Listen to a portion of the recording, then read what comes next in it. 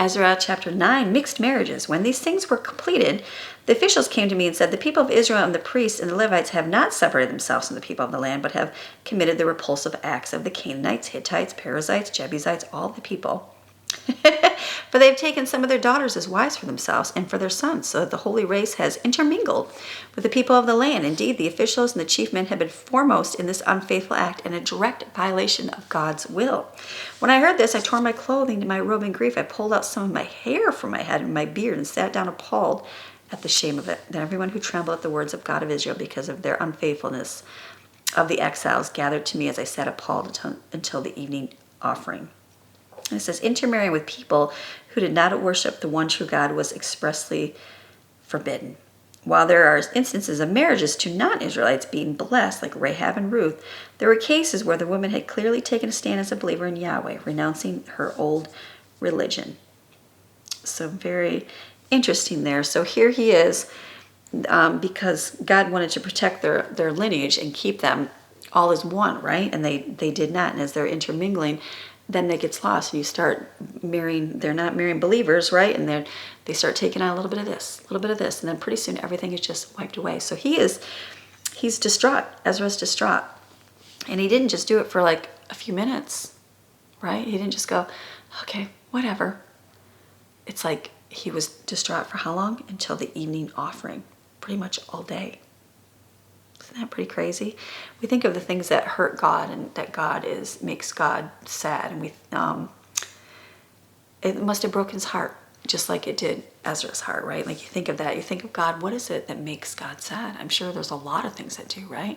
God's laws, what he said about what marriage is, and then how our land has shown what marriage is and or allows marriage to be, what we've done to our children, what we do in our own lives, what we do in our own bodies, what we do to our own mind. It's everything that it must just hurt God, just like here it is with Ezra. And we just kind of go, well, that's them. Well, that's their choice. Well, that's not me. But here he is. He's weeping and hurt over their decisions. This is prayer of confession.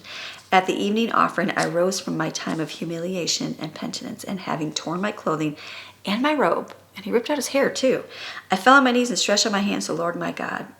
And I said, oh my God, I am ashamed and embarrassed to lift up my face to you, my God, for our wrongdoings have risen higher than our heads, and our guilt has grown to the heavens. Since the days of our fathers to this day, we have been exceedingly guilty.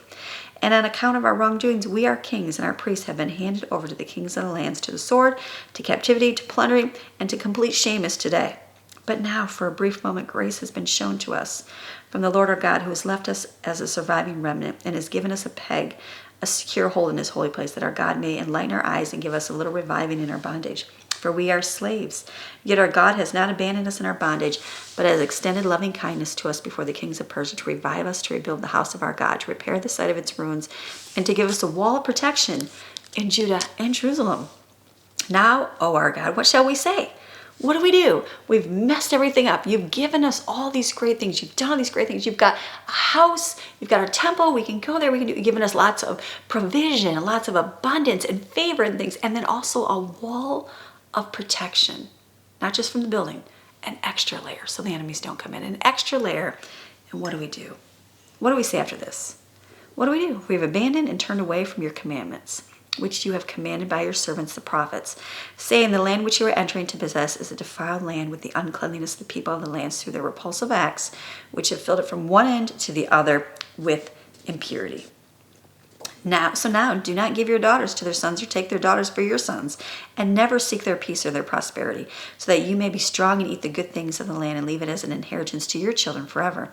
And after everything that has come upon us for our evil deeds and our great guilt, since you, our God, have punished us less than our wrongdoings deserve, and you have given us survivors like this, shall we break again your commandments and intermarry with the people who practice these repulsive acts? Would you not be angry with us to the point of total destruction, so there would be no remnant, no survivor? O Lord God of Israel, you are uncompromisingly just righteous, for we have been left as survivors as it is this day. Behold, we stand before you in our guilt, for no one can stand before you because of this. He's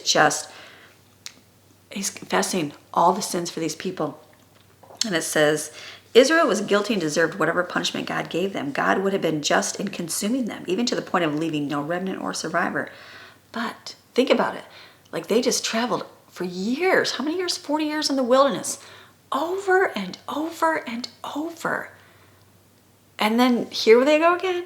Here they go again. And yet God's mercy is shown to them again.